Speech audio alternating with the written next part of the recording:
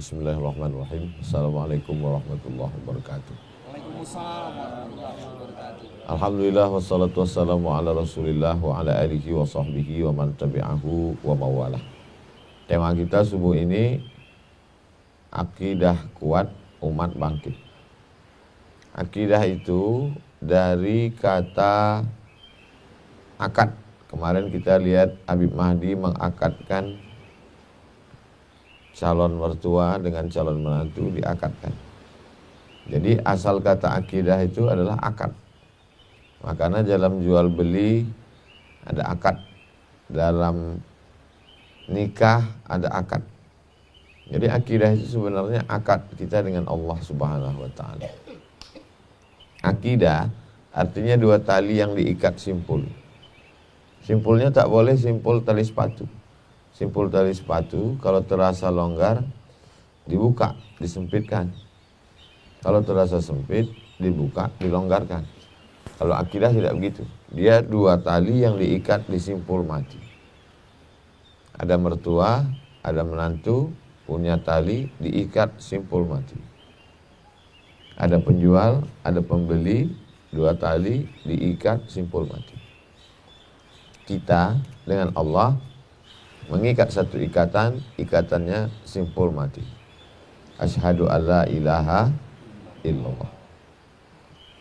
Kita mengikat janji dengan Nabi Muhammad, wa asyhadu anna Muhammadan Rasulullah. Jadi kalau sudah diikat tak boleh buka lagi. Kalau buka berarti batal akidahnya. Itu sekilas makna akidah. Terus akidah dengan tauhid. Akidah dengan tauhid itu sama. Bedanya tauhid diambil dari kata wahada yuwahidu. Tauhid artinya satu. Kalau selama ini kita nganggap rezeki kita dikasih sama dukun, rezeki kita dipegang sama atasan, jodoh kita ditentukan orang, itu berarti kita masih meyakini tidak satu.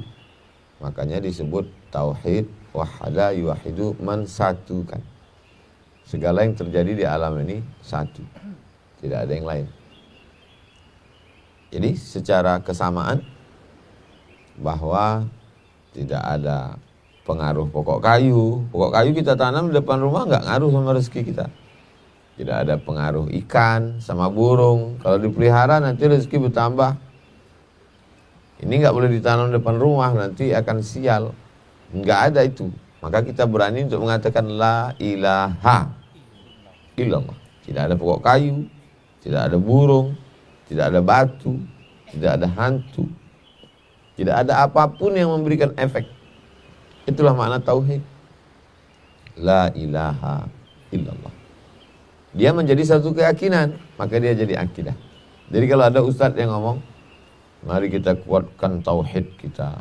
Yang satu lagi bilang, mari kita perkuat akidah kita. Kita nggak usah bingung, karena maknanya sama.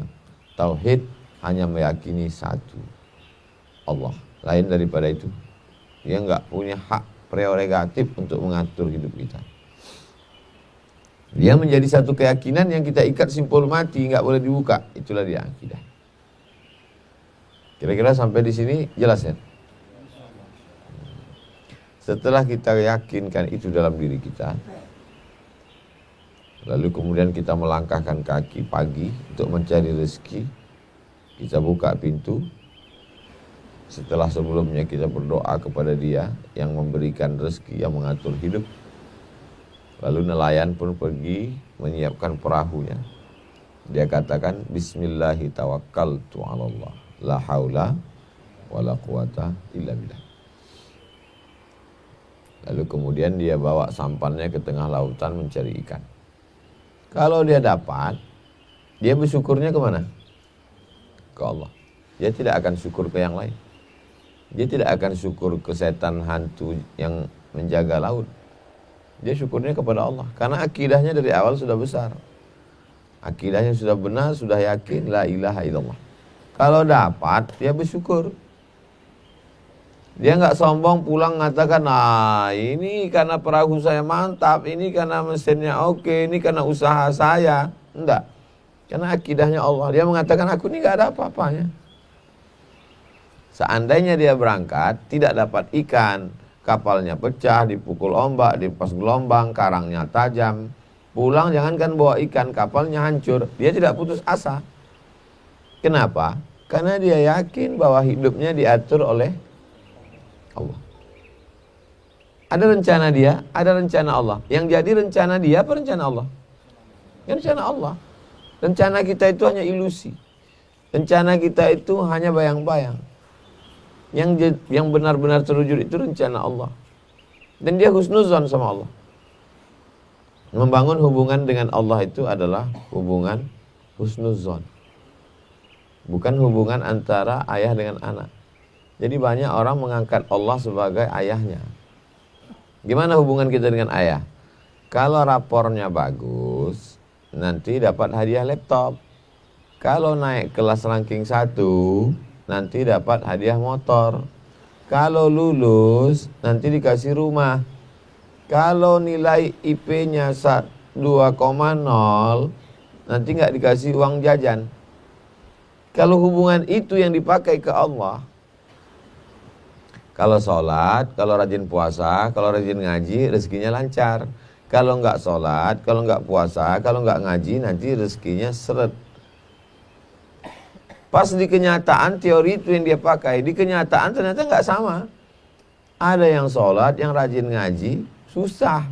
Yang nggak sholat, yang korupsi, yang buat aram, yang zina, yang jual narkoba, kaya. Akhirnya dia bilang, aku nggak percaya sama Allah.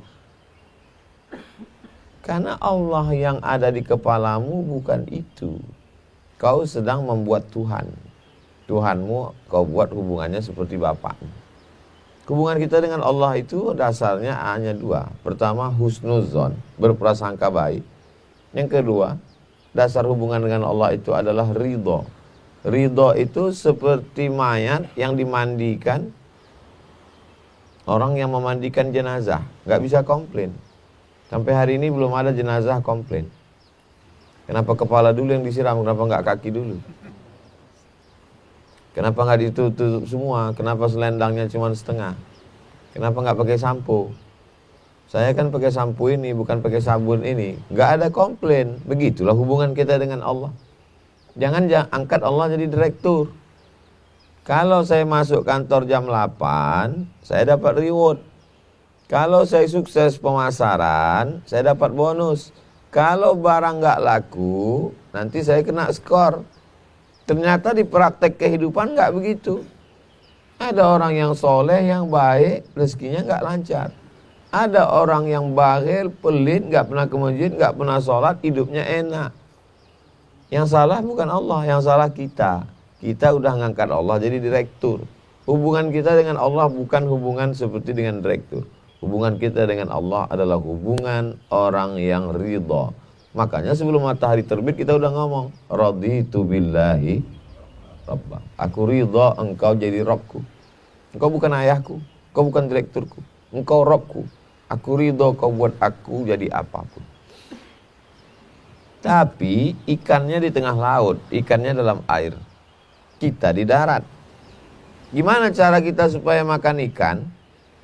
Kita beli sampan, kita belajar bagaimana buat perahu layar, kita bagaimana cara mancing jaring. Itu namanya ikhtiar. Itulah yang disebut dengan ahlu sunnah wal jamaah. Jadi kalau ada orang tidur-tiduran di kamar, pas ditanya, kau nggak nyari ikan? Kalau memang ikan itu sudah takdir kita, dia akan datang kemari, walaupun dalam keadaan matang. Itu nama akidahnya Jabariyah. Jabariyah itu nggak mau berusaha, karena menurut dia hidup ini hanyalah jabar, keterpaksaan. Jabariyah bukan ahlu sunnah. Lawan dari Jabariyah itu mengatakan nggak ada itu ketetapan Allah. Dia nggak percaya pada takdir bahwa hari ini dia dapat ikan atau tak dapat ikan. Nggak ada itu, bullshit, omong kosong. Yang penting dia bawa perahunya, dia pergi ke tengah, dia tangkap ikan, dia pulang. Itu namanya Qadariyah. Qadariyah mengkristal menjadi Mu'tazilah, kelompok yang berlawanan. Menjadi Jabariyah ini bahaya. Itulah yang menyebabkan kemunduran umat ini. Kenapa kita nggak maju? Terserah Allah. Kenapa kita miskin susah melarat? Serahkan sama Allah. Jabariyah. Qadariyah bagus, positif, free act namanya kalau di barat. Free bebas, act bebas beraksi, action. Bebas beraksi, tidak ada ikatan takdir. Tapi bahaya. Nanti kalau dia gagal, dia menyalahkan dirinya sendiri, dia akan stres, dia akan depresi. Karena dia tidak melibatkan Tuhan. Bagi dia Tuhan itu duduk-duduk nyantai ngelihat dia, tidak ada pengaruh sama sekali.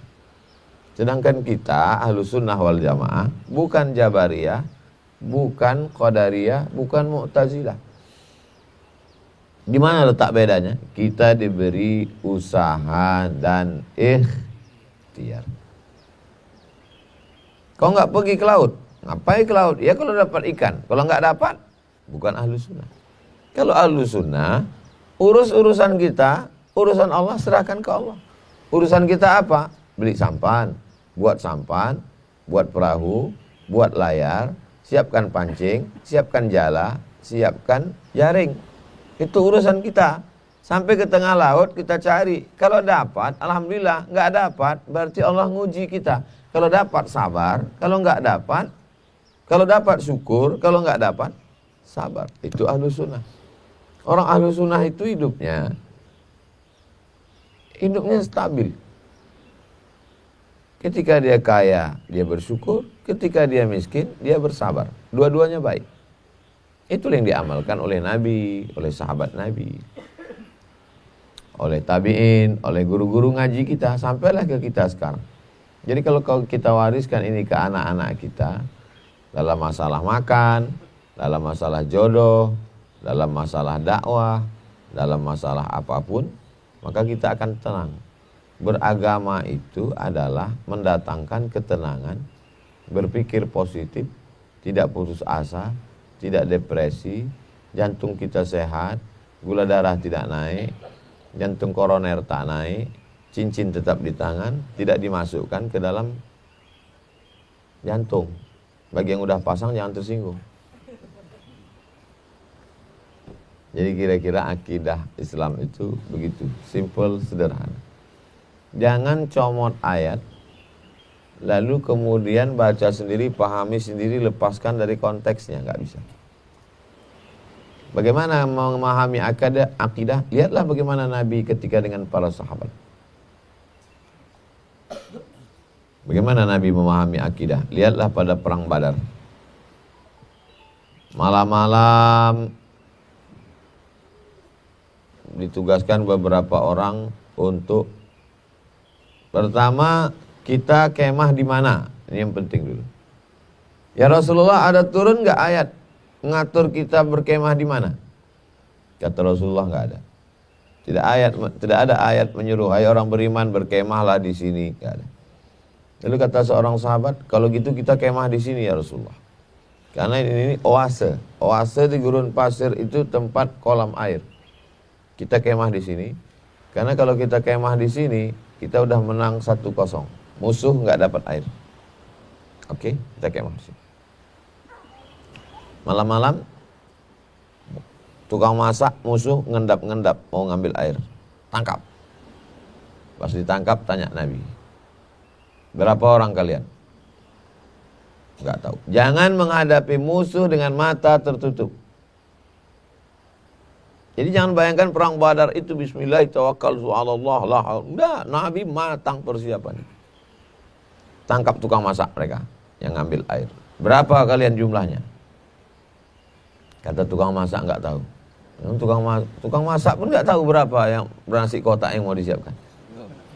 Terus Nabi nanya, satu hari berapa kalian motong onta? Kami motong onta sekian. Dari berapa jumlah onta yang dipotong Nabi bisa tahu. Tengok kecerdasan Nabi. Karena satu ekor onta itu 100 orang. Oh, kalau gitu pasukan kalian sekian, berarti pasukan kami mesti menyiapkan sekian. Dah, pulang. Lokasi menang 1-0. Berapa jumlah musuh? Sudah menang 2-0. Ngatur di mana pasukan berbaris? Pagi-pagi. Orang Islam pasti sangat pagi. Karena dia habis tahajud, sholat subuh, langsung disusun di tempat matahari terbit. Matahari terbit, susun. Kenapa Nabi nyusun di matahari terbit? Karena musuh nanti di sana, mata mereka silau. Menang 3-0. Setelah susun strategi matang, baru berdoa. Kenapa umat ini kalah? Umatnya sungsang. Strateginya terbalik. Masak pun, walaupun bumbunya sama, rasanya beda kalau mana yang masuk duluan. Cobalah tengok orang belajar masak. Pertama kualinya letakkan ke atas. Habis itu masukkan minyaknya. Coba percikan air. Setelah matang masukkan bawang. Setelah bawangnya memutih, baru masukkan cabai. Setelah cabainya berubah warna, baru masukkan tomat. Baru masukkan air. Coba masukkan air duluan, lalu timpakan. Itu namanya masak mie instan. Masak mie instan pun nggak instan. Jadi beda.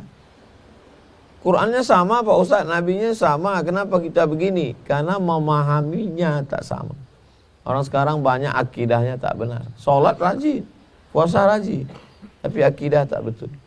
Makanya yang ditanamkan Nabi selama 13 tahun di kota Makkah itu adalah akidah. Orang yang punya pekerjaan, punya keluarga, badannya sehat, tidak mengharapkan apa-apa, rela-relanya selama 3 hari, Jumat, Sabtu, Kamis, Jumat, Sabtu nih, terakhir di Pulau Bangka, mengurus Ustadz Somad, mengurus Habib Mahdi, mengurus Ustadz Syafiq, mengurus Ustadz Kemas Ali. Setelah itu kami pun pulang. Ini kalau ditanya sama orang ilmu manajemen, orang ekonomi, orang strategi, mungkin mereka berpikir ini orang hilang akal. Tapi rasanya tak mungkin orang ini hilang akal, karena dia banyak makan otak. Jadi apa yang mereka harapkan? Akidah. Itulah akidah. Bahwa mereka meyakini kalau menolong agama Allah akan ditolong Allah. Kalau dekat dengan habaib ada berkah. Keyakinan itulah yang menguatkan kita. Apakah orang-orang yang tak percaya Tuhan itu punya akidah? Iya. Nazi yang dipimpin oleh siapa itu, macam Chaplin, Hitler. Saya ingat, cuma ngetes saja. Hitler itu kan nggak bertuhan. Hitler itu dimusuhi dunia, ateis, tak bertuhan. Tapi ternyata kepala tongkatnya itu burung nasar. Kepala tongkat yang dipegangnya itu lambang burung nasar. Mobilnya, ujung mobilnya itu gambar burung nasar. Dan kalau dia mau tausiah, mau ngasih orasi, itu di atas baliho itu burung nasar. Ternyata di dalam dirinya meyakini bahwa dia dilindungi oleh burung nasar. Tuhannya itu burung nasar. Akhirnya gila, mati. Jadi mereka sebenarnya, orang-orang yang nggak percaya sama Tuhan itu sebenarnya dia hanya nggak percaya sama Nabi, tidak percaya kepada agama, karena beberapa tokoh agama yang menyelewengkan agama, akhirnya dia nggak percaya sama agama. Itu sebenarnya yang terjadi di Eropa waktu itu begitu. Gara-gara tokoh agama yang menyelewengkan agama, menjual agama, mempergunakan agama untuk kepentingan pribadi, akhirnya muncullah orang-orang yang tidak percaya agama. Itulah yang membuat saya, Habib Mahdi, Ustadz Syafiq, Ustadz Kemas Ali, untuk berusaha hidup apa adanya. Kalau memikirkan pribadi, karena orang nanti akan melihat, oh Ustadz Somad yang tahu agama aja menjual agama, ternyata Tuhan itu sebetulnya nggak ada. Jadi kalau kami macam-macam, kalau kami jahat, umat ini jadi lebih jahat. Itu yang dikhawatirkan. Apalagi anak-anak muda sekarang, kalau dia lihat tokoh agama main-main, ini dia bisa jadi ateis. Jadi saya beberapa kali bilang, Ustadz kok bodoh kali. Berani pula dia bilang Ustadz bodoh. Ustadz kalau nggak mau terima hadiah mobil itu kan bisa kasih ke yang lain lebih manfaat. Ya tapi tetap saya terima kan. Kenapa Ustadz pulangin? Kan kalau diterima kasihkan ke ini kan, ya tapi nanti dia tahu kita tetap terima. Kita mau kasih tahu bahwa kamu tidak bisa beli ini agama. Agama ini tak bisa kamu beli. Saya mungkin bisa, saya ini tak ada harganya. Tapi kalau anak jalan, bertamu ke rumah orang, itu yang ke rumah orang itu bukan Abdul Somad. Yang bertamu ke rumah orang itu adalah Al-Quran dan Sunnah. Karena yang anak sampaikan kan Quran Sunnah. Anak bukan artis. Kalau Abdul Somad yang datang itu orang nggak ada nyambut. Karena Abdul Somad ini isinya darah, daging, tulang, bulu, kuku, calon jenazah, setumpuk daging busuk yang akan jadi santapan cacing tanah. Lalu yang disambut orang kemarin ramai itu apa? Karena yang anak sampaikan itu ayat Quran. Yang anak sampaikan itu hadis Nabi. Jadi kalau anak macam-macam, orang tidak melihat yang macam-macam itu Abdul Somad. Tapi yang macam-macam itu adalah agama. Karena anak simbol agama. Begitu kita kalau ngelihat orang. Dan kita pun memposisikan diri begitu. Kira-kira kalau anak jalan di pantai, pakai celana pendek, pakai topi, pakai nyantai. Orang mungkin melihatnya secara fikih tak terlalu salah. Karena menurut mazhab Hambali, pangkal paha itu aurat. Ujungnya udah dekat ke lutut ini bukan aurat. Jadi kalau anak jalan di tepi pantai pakai celana pendek yang tidak terlalu pendek, anak nyantai, secara fikih tak apa-apa. Orang pun melihat, oh tak apa-apa. Tapi kalau itu dipoto, diupload di Instagram, kenapa? Karena orang tidak melihat anak sebagai Abdul Somad. Orang melihat anak sebagai tokoh agama. Jadi pandai menempatkan diri. Jadi kalau salah-salah menempatkan, efeknya ke umat. Umat ini akan tidak percaya sama tokoh agama. Lama-lama dia tidak percaya kepada agama. Dan dia akan berkata, Tuhan itu ada, tapi saya tidak percaya pada agama apapun. Karena kesalahan tokoh agama. Itulah yang terjadi pada masa Renaissance, abad ke-15 di Eropa. Akhirnya orang beramai-ramai gerakan namanya agnostik. Tak percaya pada Tuhan. Kalaupun percaya pada Tuhan tapi tidak. Akhirnya muncullah ungkapan, apa ungkapannya? Tuhan ada tapi terlalu besar untuk dikerangkeng oleh satu agama. Akhirnya dia bertuhan tapi tidak beragama. Kalau sudah bertuhan tidak beragama, dia pasti tidak akan beribadah. Karena ibadah itu ada dalam agama. Jadi kalau kita ketemu sama kawan, saya percaya sama Tuhan tapi saya nggak sholat. Ini udah kena virus ini. Ini udah terpapar.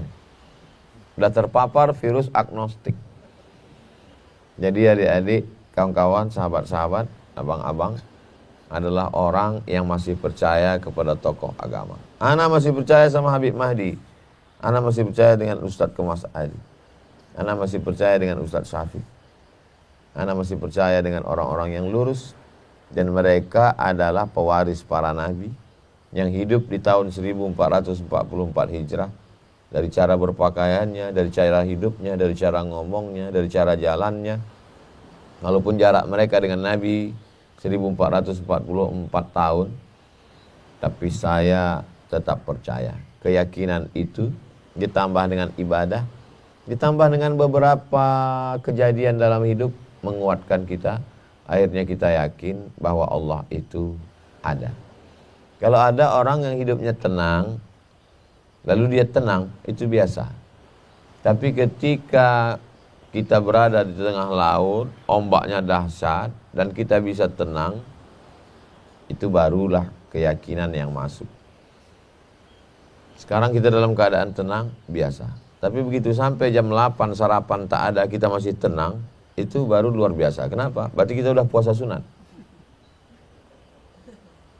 Agama itu datang bukan untuk membuat hidup menjadi tidak ada ujian. Salah total.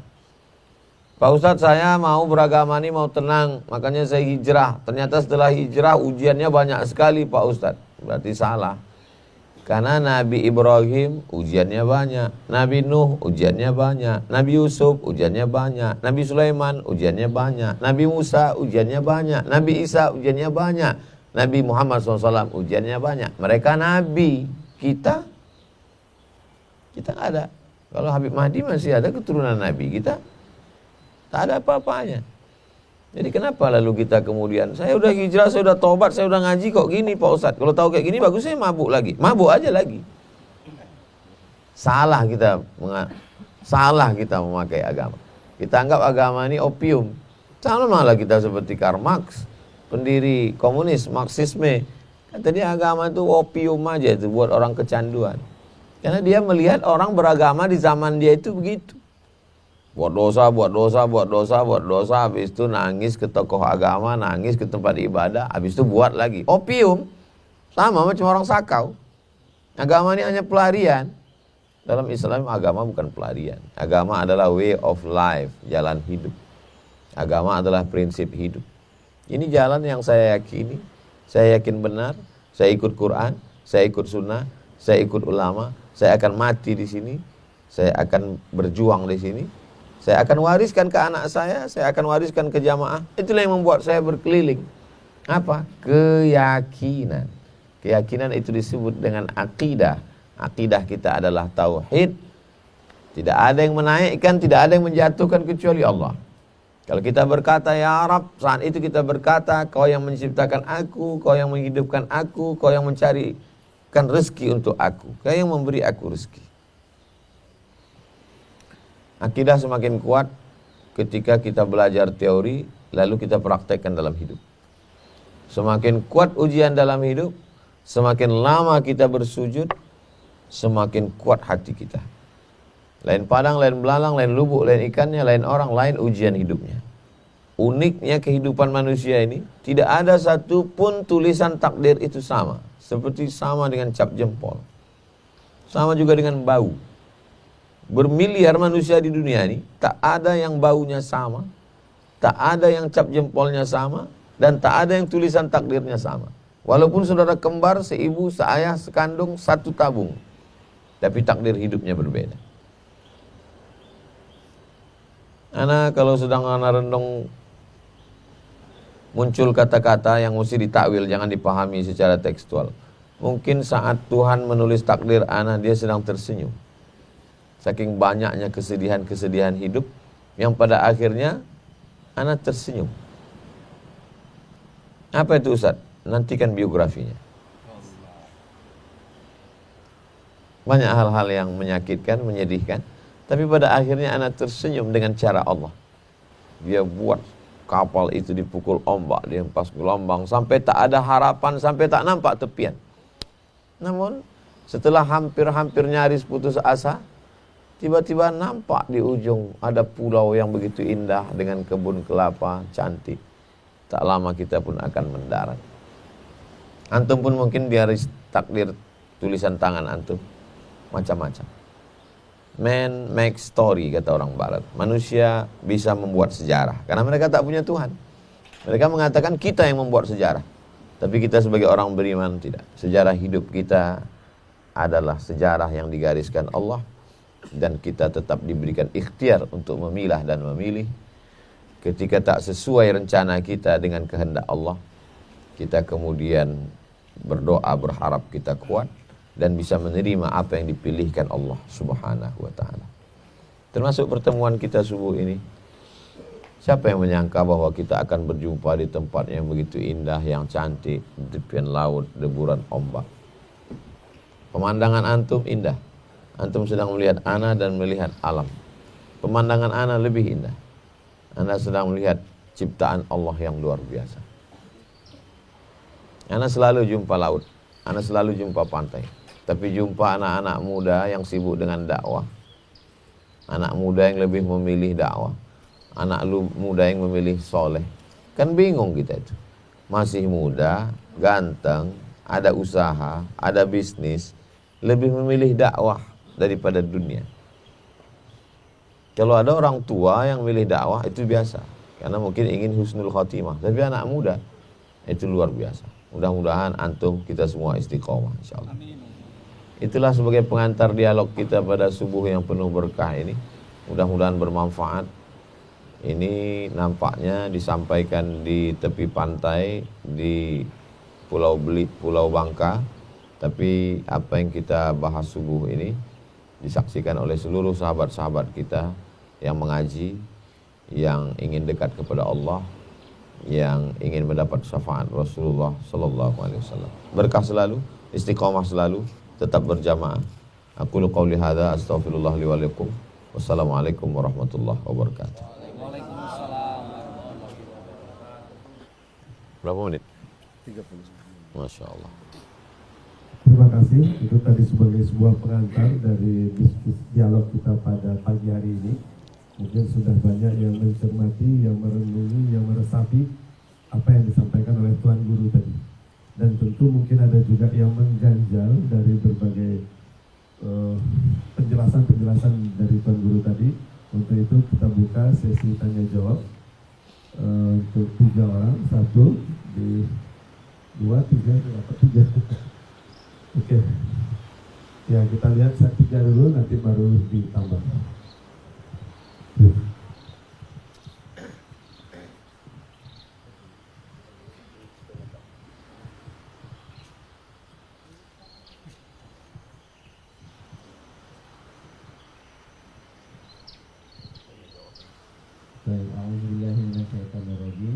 Bismillahirrahmanirrahim. Assalamualaikum warahmatullahi wabarakatuh. Waalaikumsalam warahmatullahi wabarakatuh. Alhamdulillahirrahmanirrahim. Bersyukur kepada Allah Subhanahu wa taala atas nikmat yang luar biasa. Bersalawat kepada Nabi Muhammad SAW. Allahumma shalli ala sayyidina Muhammad. Allahumma shalli ala sayyidina. Yang sama-sama kita cintai dan hormati, Tuan Guru yang alhamdulillah bisa memberikan nasihat pada pagi hari ini. Berhasil sekali acaranya dan mudah-mudahan mendapatkan ridho Allah Subhanahu wa taala. Amin. Kita dibersamai lagi dengan beliau di surga Allah Subhanahu wa taala. Terima kasih untuk teman-teman semua yang sudah menyiapkan semuanya. Izin saya bersama Ustadz Mesin dari Pondok Nurul Asyarifi yang kemarin kita batal datang, dan tadi dapat kabar dari Bang Bilal ada kajian pagi ini, jadi saya langsung merapat dari Masjid Al-Ittihad. Salam dari Ustadz Johar karena ada kajian di sana. Izin Ustadz, nama Muhammad Hasanuddin, biasa dipanggil Onding, santrinya Kiai Lukmanul Hakim dari Masjid Kapal Menjalan, dan insya Allah sedang berikhtiar untuk mendirikan Masjid Kapal Menjalan Bangka Belitung. Minta nasihat aja Ustadz, karena memang 5 tahun ini bergerak di gerakan infak beras yang sampai kemarin Allah takdirkan dapat tanah hibah dan PR semakin besar. Apa yang harus dilakukan kawan-kawan Paskas Bangka Belitung ini guna mengembalikan masjid memang menjadi pusat peradaban umat, dan bekal apa yang harus selalu diingat sehingga nanti riuhan tepuk tangan pujian itu tidak menyilaukan mata dalam bergerak ke depan. Terima kasih. Assalamualaikum warahmatullahi wabarakatuh. Ya. Assalamualaikum warahmatullahi wabarakatuh. Waalaikumsalam. Alhamdulillah wassalamu sayyidina Muhammad wa ala sayyidina Muhammad. Ada khalqi wa masih zina ta'asyu wa ta'ala. Tuan Guru Ustaz Abu Somad yang kami hormati dan muliakan. Mohon izin kami dari Mentok yang semalam telah dilaksanakan mewakili yang Habib Hussein di Umar Asibah. Beliau tidak bisa hadir bersama-sama kita karena ada kesibukan, dan kami mewakili dan salam dari seluruh panitia para habaib yang ada di Kota Mentok. Dan perkenalkan, saya Muhammad Musti, asli dari Jawa Timur, di Jember, sampai hijrah ke Bangka ini bersama dengan ada satu hal yang menjadi gambaran dan pemikiran, membutuhkan suatu inspirasi dalam kaitan kita bersama-sama dalam upaya berdakwah walaupun sekecil yang kita laksanakan bersama-sama dengan kawan. Begitu juga ketika kami pernah beberapa kali mendampingi Habib Rizik di Usul Sihab, ada hal pertanyaan yang khusus pada kami sampaikan kepada beliau, dan sekarang ini kepada Tuan Guru kami seperti semuanya, silakan semuanya, dan saudara-saudara semuanya. Ada satu pertanyaan yang tadi sempat disentuh oleh Ustaz, adalah sehingga Ustaz sekarang ibarat seperti madu dikerumuni semut yang begitu manis, atau gula yang selalu dikerumuni semut. Di mana Ustaz berceramah, disitulah jutaan umat manusia bertampung untuk mendengarkan hikmah-hikmah yang dikeluarkan oleh Nabi Mulani Ustaz. Pertanyaan-pertanyaan begitu kita yang disampaikan adalah bahwa apa rahasia yang pernah menjadikan Ustaz menjadi hal seperti ini. Barangkali kehidupannya pernah mujahadah mujana sehingga kemudian Allah jadikan satu keadaan seperti berjuang di Allah Subhanahu wa taala ini, sehingga nanti hikmahnya bisa kita ambil dari kehidupan Ustaz ini lagi. Dan Allah kan Assalamualaikum warahmatullahi wabarakatuh. Waalaikumsalam warahmatullahi Terima kasih. Terakhir, Pak.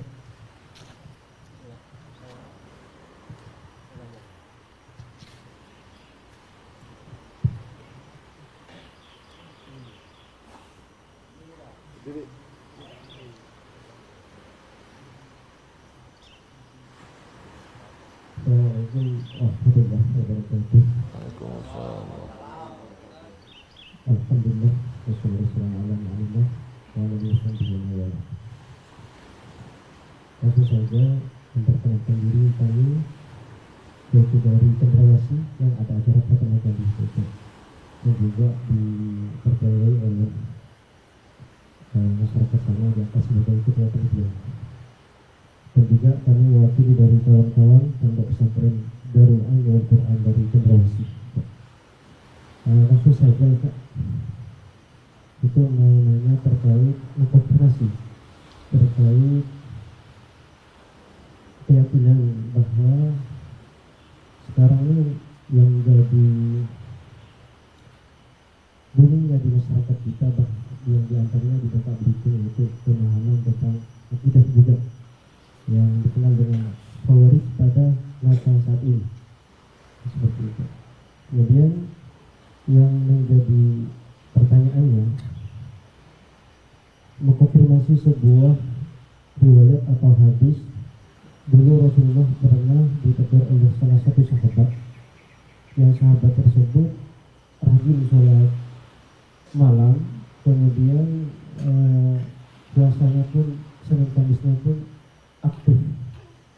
Kemudian Rasulullah ditegur oleh sahabat tersebut, wahai Rasulullah, bagikan harta rampasan ini dengan adil, wahai Rasulullah. Lalu Rasulullah bilang kepada sahabat tersebut, kepada orang tersebut, apakah ada orang yang lebih adil daripada saya? Lalu saya bertanya, tidak ada Rasulullah. Jadi akhirnya orang tersebut menjauh, dan dikatakan oleh Rasulullah kepada Sayyidina Ali, orang yang seperti inilah nanti yang akan membunuhmu, wahai Ali. Lalu jadilah orang tersebut Khawarij, yang akhirnya Rasulullah dibunuh, Sayyidina Ali dibunuh oleh Khawarij. Itu konfirmasi yang pertama. Kemudian yang kedua, keyakinan yang kedua tadi, ketika misal ada apa-apa meyakini sesuatu, itu kalau misal pakai cincin, kemudian cincinnya tersebut ada manfaat untuk seperti cincin atau akik, makanya seperti ini. Kalau meyakini bahwa dengan memakai cincin itu ada manfaatnya, kemudian keyakinan kita masih kembali kepada Allah. Nah, Allah yang memberikan manfaat itu bagaimana? Dua apa? Terima kasih. Assalamualaikum warahmatullahi wabarakatuh. Waalaikumsalam. Terima kasih.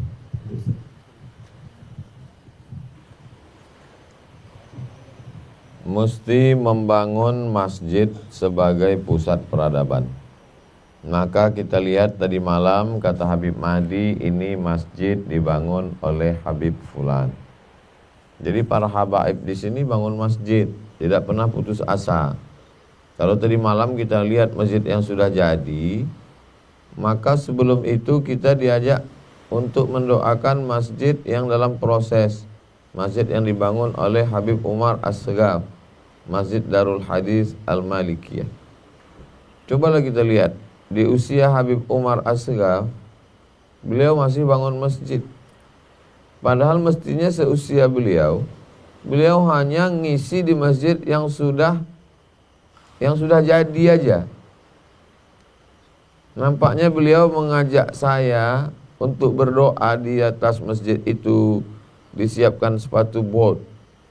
Tapi yang saya tangkap adalah, yang tersirat, beliau ingin mengajarkan saya, walaupun kau nanti seumurku Abdul Somad, kau tetap bangun masjid. Enggak ada berhentinya kita bangun masjid. Kita punya usaha. Rezeki ini dibagi dua.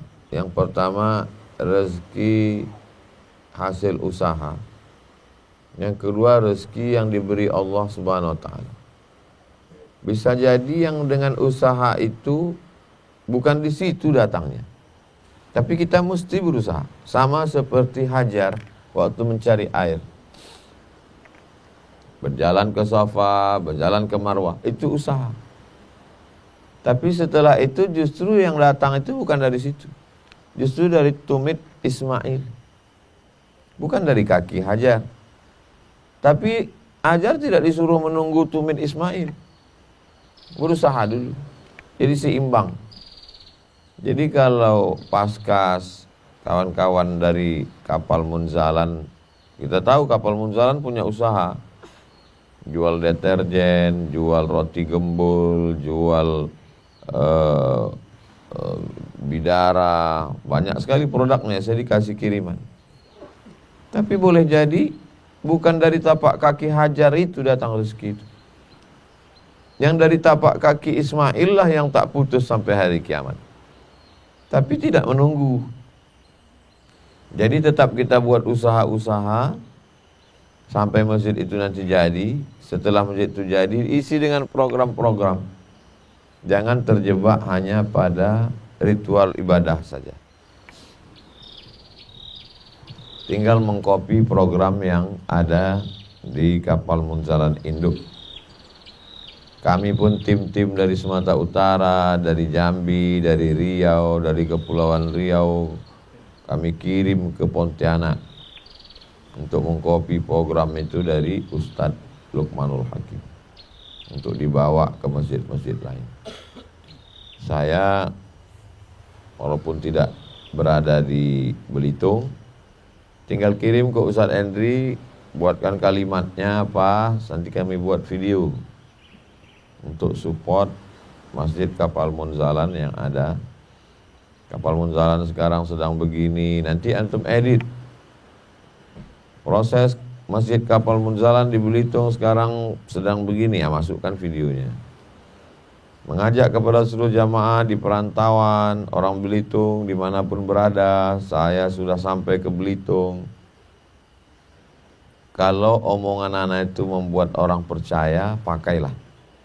Kalau dengan dibuat gambar anak di situ orang lebih yakin, pakailah. Tapi kalau dengan antum sebut nama anak, duit dia nggak jadi keluar, jangan pakai. Sebelum-belumnya kan bisa diagak-agak tuh, oh ini pro, ini kontra. Itu tentang Masjid Kapal Munzalan. Ana berharap kedatangan yang akan datang kita sudah buat pengajian di kapal Masjid Kapal Munzalan insyaallah. Itu tentang Masjid Kapal Munzalan. Yang kedua adalah tentang Allah Subhanahu wa taala. Bagi saya pribadi hanya menguji saja. Menguji kita pulang dulu dari Maroko, orang tidak kenal. Bagi tim-tim inti yang ngurus dari awal itu tahu betul. Tim-tim yang membawa ana dari awal ke kotanya masing-masing itu tahu betul. Periode tahun 2008 anak pulang sampai 2015. Ada namanya Dimas. Dia tim awal yang membawa anak ke Bandung. Ditawarkan ke masjid-masjid itu, tak mau masjid itu nerima. Nanti antum kontak Dimas, kasih nomor Dimas, cerita cuman Dimas dulu ngurus anak ke Bandung. Sampai ke masjid itu mungkin ada 2 shop lah cuman, Masjid Unisba, Masjid Universitas Islam Bandung. Tak ada orang. Batam pun juga gitu. Ustaz Andri pertama membawa ke Batam, tanyalah cuman. Diumumkan, Ustaz sudah datang, tak ada orang duduk. Somad yang dulu itu somad ini juga sama. Bukan ini udah dipermak, enggak. Jadi ana selalu ke tempat-tempat yang ana dulu. Ana pertama pulang dikasih jadwal di gang sempit, tidak ada aspalnya, jalan tanah, lampunya 5 watt. Ana datangi. Karena kalau hanya sekedar kita berusaha untuk mengulang, sulit.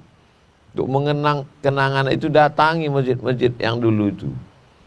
Orang-orang yang mengusahakan dulu itu ana jumpai untuk mengingat itu lagi, momen itu. Bahwa sekarang kita berjalan pun payah. Itu sebetulnya hanya Allah aja yang tahu. Apa di balik itu kerja dia, tak usah kita urus. Dulu dibuatnya begini, sekarang dibuatnya begini. Sekarang dibuatnya begini, kemana-mana bubungkus semua, pakai masker, pakai kacamata hitam, pakai kaca ini. Risih juga, mau makan payah, mau ke mall payah, mau jalan-jalan sama keluarga payah, mau ngajak anak payah. Jadi saya kalau sedang di Pekanbaru, bawa anak, bawa istri, turun ke rumah makan. Cari tempat yang paling sunyi, paling sepi, tak ada orang. Karena rumah makan sunyi sepi ini rupanya tak enak pula. Yang ramai enak, kita pula tak bisa makan. Asal udah ada 2 orang curiga, nengok, turun saya masuk ke mobil, orang tua aja belum makan. Itu udah, bagi saya manfaatkan ini untuk mengendorse produk, mengendorse masjid, mengendorse program infak beras, mengendorse pengajian-pengajian. Makanya kalau antum tengok isinya iklan aja. Karena anda anggap ini dibuat Allah untuk supaya iklan. Itu yang anda pahami. Tak lebih daripada itu. Mengiklankan masjid, mengiklankan produk, ekonomi umat, mengiklankan mensupport anak-anak, baik kersubuhan, King, komunitas Vespa, komunitas apapun namanya, tak pernah anda tolak itu. Karena anggap ini hanya sekedar wasilah jalan. Daripada kita tausiah ke surau satu-satu, lebih pakai ini. Setiap hari Selasa malam Rabu, kita buat kajian online, semuanya. Setiap subuh Rabu, walaupun itu jadwal istirahat anak, buat baca Riyadhus Shalihin, online kan, iklankan semuanya. Di surau, di masjid, langgar musola, di sekitar jalan tempat tinggal. Ini tentang masalah bagaimana kita menyikapi kalau dilambungkan Allah SWT ke atas, kalau dijatuhkan Allah SWT. Itu memang sudah kerja dia. Tu'izzu man tasya wa tudhillu man tasya. Biyadikal khair. Jadi tak usah kita mabuk gara-gara itu, tak usah kita terpukau gara-gara itu. Pahami bahwa itu kerja Allah SWT. Ada orang ateis bertanya ke Imam Hambali. Imam Hambali ini kan ahli ra'i, kaum rasionalis. Kalau memang Tuhan itu ada, kerjanya apa Hambali? Imam Hanafi. Imam Hanafi itu rasionalis, Abu Hanifah. Kalau memang Tuhan itu ada, apa kerjanya sekarang? Waktu itu Imam Hanafi sedang duduk di bawah, dia di atas mimbar. Hanafi, kalau memang Tuhan itu ada sekarang, apa kerja dia sekarang? Kata Imam Hanafi, boleh saya duduk di atas? Boleh. Naik Imam Hanafi ke atas, dia turun ke bawah. Inilah kerja Tuhan. Orang baik naik ke atas, orang jahat turun ke bawah. Jadi antum buat aja sesuai dengan posisi antum masing-masing. Kalau antum seekor gajah, bawalah sebatang pokok kayu. Kalau antum seekor semut, bawalah sebutir gula. Nilainya di hadapan Allah sama. Jangan minta jadi gajah, tapi mintalah jadi semut yang bisa berbuat. Jadi burung pipit pun tak apa-apa, tapi tetap membawa setetes air untuk memadamkan api Ibrahim. Yang penting berperan sesuai dengan peran kita masing-masing. Nah, kan kalau ada pasana pelatihan sama anak-anak, Ustaz gimana caranya biar supaya viral? Aku pun tak tahu. Karena kita tak ada langkah-langkah. Kita bukan ustadz yang memang ada tim khusus strateginya begini-begini. Tapi itu penting dipelajari. Kalau ada anak muda, adik-adik yang bisa mengorbitkan orang, penting dipelajari. Tapi kalau niatnya cuma untuk viral, bahaya. Godaannya besar. Makanya nomor anak nggak di-share. Kalau nomor anak di-share, berapa banyak anak-anak gadis akan WA. Mau anak kasih ke antum sayang. Itu. Jadi anggap aja ini sebagai bagian dari wasilah dakwah. Lalu kemudian tentang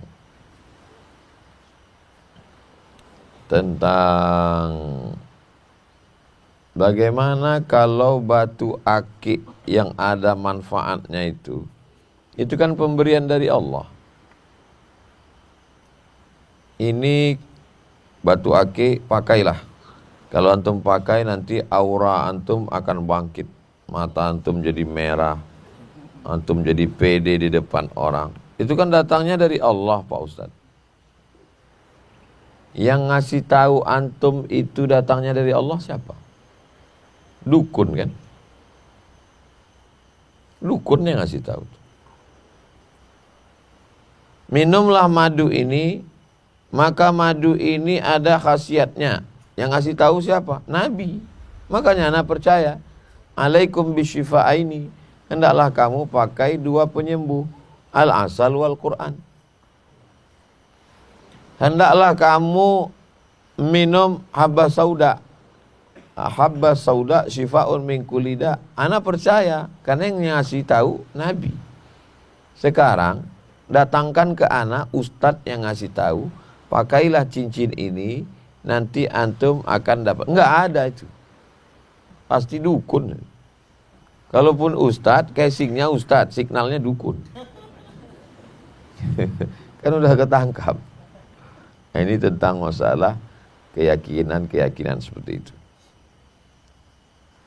Siapa yang mengatakan bahwa baju Nabi Yakub itu akan menghilangkan baju Nabi Yusuf nanti dicium oleh Nabi Yakub, inni la ajidu riha Yusuf, aku mencium bau Yusuf. Nanti kalau sudah diciumnya bajuku ini, ya'ti basira, dia akan datang kemari dalam keadaan mata melek.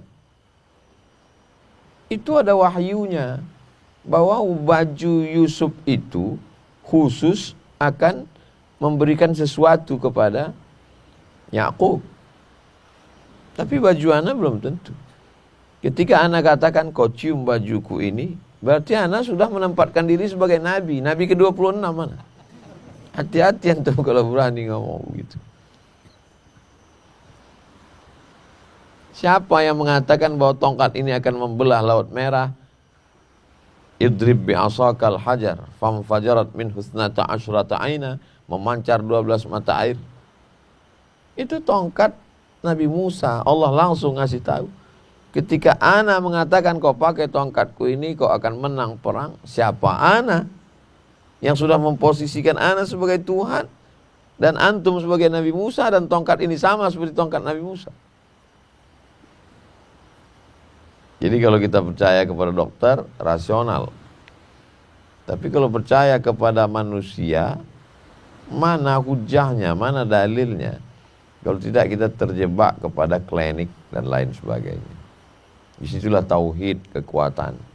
Kita percaya kepada doa, kita percaya kepada barokah, kita percaya kepada wirid, kita percaya kepada zikir. Adapun tentang khawarij, murji'ah, qadariyah, jabariyah, mu'tazilah, ateis, agnostik, sekuler, liberal, komunis, pilihannya dua. Mau menjelaskan jam asli atau mau ngejek jam palsu. Ana khawatir kalau antum terlalu banyak ngejek jam palsu. Ini jam palsu, ini jam palsu, ini jam palsu, ini jam palsu, ini jam palsu. Lebih banyak mengejek jam palsu daripada menjelaskan ciri jam asli. Nanti umat ini bingung. Maka ana seimbangkan, ana menjelaskan ini jam yang asli, cirinya begini. Kalau jam ini asli buatan Swiss, cirinya begini. Nanti dengan kita jelaskan yang asli, otomatis orang sudah tahu yang palsu. Tapi ana tetap sebutkan juga yang palsu itu begini, seimbang. Ana tidak mau dai-dai terlalu sibuk menunjuk jam palsu sehingga dia lupa menjelaskan ciri jam asli. Jelaskan 3 kepada umat. Aqidah Imam Abul Hasan Al-Asy'ari Ahlus Sunnah wal Jamaah. Sifat 20. Wujud, qidam, baqa, mukhalafatul hawadithi, qiyamuhu binafsihi, wadaniyah, qudrat, iradat, ilmun, ayat, sama', basar, kalam. Jala'ul Afham, Syarah Aqidatil Awam, yang ditulis langsung oleh murid Sayyid Muhammad bin Alawi bin Abbas Al-Hasani Al-Maliki melalui kajian-kajian beliau, Kiai Ihya. Ambil ijazahnya dari murid Sayyid Muhammad. Banyak murid Sayyid Muhammad sini, termasuk tadi malam Sayyid Muhammad Bagir. Belajar sehingga dengan tahu kita ciri emas yang asli, maka umat ini langsung punya detektornya sehingga dia tahu bahwa yang lain adalah palsu. Daripada kita habiskan energi untuk menunjuk palsu. Tapi untuk menunjukkan yang palsu juga penting. Kalau antum perhatikan bagaimana anak tulis buku 99 tanya jawab salat untuk menunjukkan ni mazhab Syafi'i. Anak tunjukkan 37 masalah populer, anak ingin menunjukkan ni akidah Asy'ari. Tapi di samping itu anak jelaskan juga ini ciri-ciri yang palsu, seimbang. Anak tidak salahkan ustadz yang menghujat yang palsu. Tapi jangan habiskan energi 100%, bagi-bagilah, 50-50. Tetap juga buka kajian akidah, tetap buka kajian fikih, tetap buka kajian tasawuf, kajian akidah. Pakai kitab Aqidatul Awam, Jala'ul Afham, Al-Husunul Hamidiyah, Ad-Dasuqi ala Ummil Barahim. Kajian fikih, Fathul Qarib, I'anatul Talibin. Kalau mau fikih perbandingan mazhab, tapi kuatkan di mazhab Syafi'inya. Kitab akhlak tasawuf, pakai kitab para habaib, Ihya Ulumuddin. Terlalu besar, ambil ringkasannya. Mau'izatul Mu'minin min Ihya Ulumuddin, karya Syekh Jamaluddin Al-Qasim. Itu yang kami pakai di pondok dulu. 1 jilid tipis, inti saripati dari Ihya Ulumuddin. Nanti kalau umat ini sudah tahu ini jam asli, ini emas asli, maka insya Allah asal lain daripada ini berarti palsu. Tanpa kita sebutkan. Mereka langsung bisa mendeteksi. Kita tinggal kasih alatnya saja. Ini tidak 1 meter, ini tidak 1 meter, ini tidak 1 meter. Kalau anak tak begitu. Kita kasih dia alat. Ini alat namanya meteran. Panjangnya 100 cm. Nanti kalau kau jumpa kayu, tongkat, batu, kalau tidak sepanjang ini berarti tidak 1 meter. Jadi siapapun ustaz yang datang diukurnya kurang, berarti bukan ahlu sunnah. Ini kunci-kunci akidah Asy'ari. Siapa saja penceramah, ustadz yang datang kemari tidak macam ini, berarti bukan Asy'ari, bukan ahlu sunnah wal jamaah. Minta kepada para habaib, para asatidz untuk menjelaskan. Anak kira anak rangkum dari yang 3 tadi secara umum. Demikian, mudah-mudahan apa yang kita lakukan subuh ini mendatangkan rahmat dan barokah dari Allah. Mudah-mudahan Allah buat kita istiqomah dalam dakwah, Allah kuatkan iman dan Islam, Allah jadikan kita bisa bersama dengan Rasulullah sallallahu alaihi wasallam. Ala hadhihi niyyah al-Fatihah. A'udzubillahi minasyaitonir rajim. Bismillahirrahmanirrahim. Alhamdulillahirabbil alamin arrahmanir rahim maliki yaumiddin. Iyyaka na'budu wa iyyaka nasta'in ihdinas siratal mustaqim. Shiratal ladzina an'amta 'alaihim ghairil maghdubi 'alaihim waladdallin. Amin. Allahumma shalli 'ala sayyidina Muhammad wa 'ala ali sayyidina Muhammad. Ya Rabbi bil Mustafa balligh maqasidana. Waghfir lana ma madha ya wasi'al karam. La tada' lana dzamban illa ghafartah. Ampunkan dosa-dosa kami ya Allah. Wala aiban illa satartah, banyak aib cacat kami tutupi ya Allah. Wala maridan illa syafaitah, saudara kami ada yang sakit, keluarga kami, kawan kami, sahabat kami, berikan kesehatan ya Allah. Wala mayitan illa rahimtah, orang tua kami yang sudah mendahului kami, lapangkan kuburnya, ampunkan dosa-dosanya ya Allah. Rabbana hablana minas sholihin, jadikan anak kami anak-anak yang soleh dan solehah. Wala aziban illa zawajtah, temukan sahabat kami, adik-adik kami jodoh yang baik-baik. Wala raghiban illa anjabtah, berikan keturunan anak-anak yang soleh, penghafal Quran, mujahid fi sabilillah. Allahumma rzuqna al-istiqamata ala syari'atil gharra wa tariqatil bayda, berikan kami istiqamah iman dan Islam. Berikan kami kekuatan saat yang lain lemah, berikan kami kemampuan saat lain tak kuat. Ya Hayyu ya Qayyum, Engkau maha hidup, maha mengatur hidup kami. Jadikan kami yakin bahwa hidup ini adalah hadiah dari Engkau. Jadikan kami selalu bersyukur atas nikmat yang Engkau berikan. Jadikan kami melihat sesuatu itu sebagai nikmat dari Engkau. Jadikan kami melihat sesuatu yang ada pada diri kami adalah pembagian anugerah dari Engkau. Jadikan kami orang-orang yang selalu mengembalikan semuanya kepada Engkau, bukan kami. La haula wa la quwata illa billah. Kami ingin saat usia kami berakhir, ajal kami tiba, yang membisikkan ke telinga kami, la ilaha illallah adalah anak-anak kami.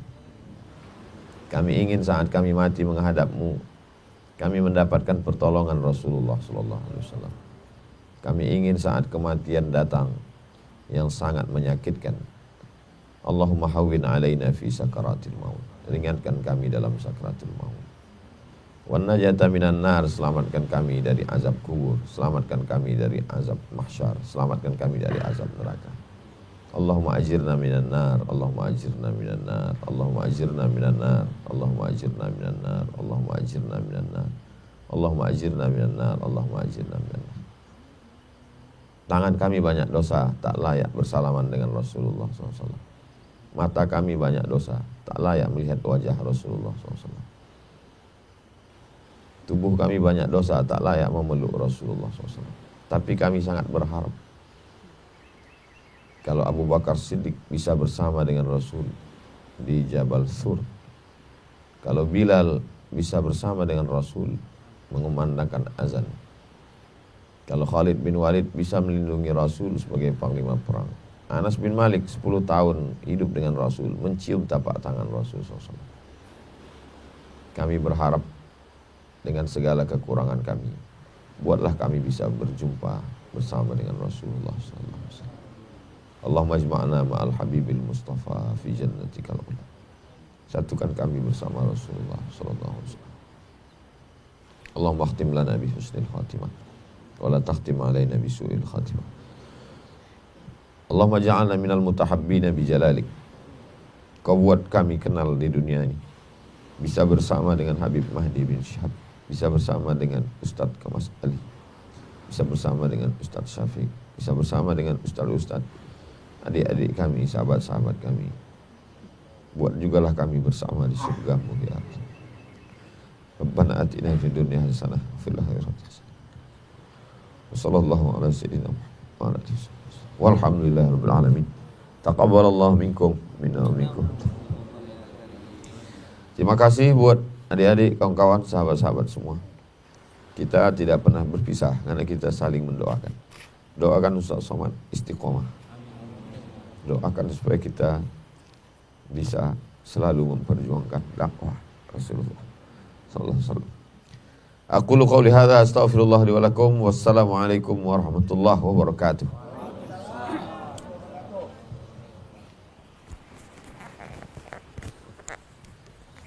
Terima kasih atas perhatian seluruhnya, dan kami juga mengucapkan terima kasih pada Tuan Guru yang